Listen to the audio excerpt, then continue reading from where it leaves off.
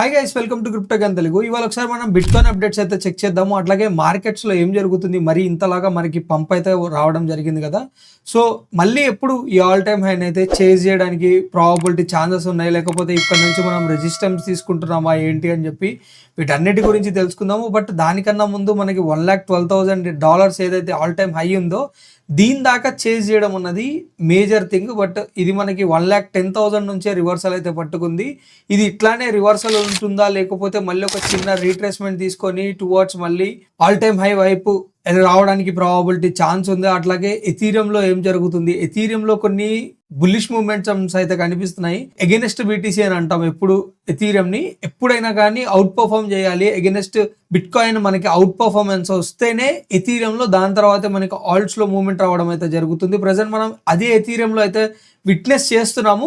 So ఆ witness చేయడం వల్ల దానివల్ల మనకి ఆల్ట్స్లో ఎప్పటి నుంచి మనకి మూమెంట్స్ ఉండడానికి ప్రాబబిలిటీ ఛాన్సెస్ ఉంటాయి, వాటిని కూడా మనం అయితే చెక్ చేద్దాము. అట్లాగే డామినెన్స్లో ఇంకొక కొత్త థింగ్స్ అయితే జరుగుతున్నాయి, వాటిని కూడా ఒకసారి మనం చెక్ చేద్దాం గైస్. లాస్ట్లో మనం సోల్ని కూడా అయితే కవర్ చేద్దాము.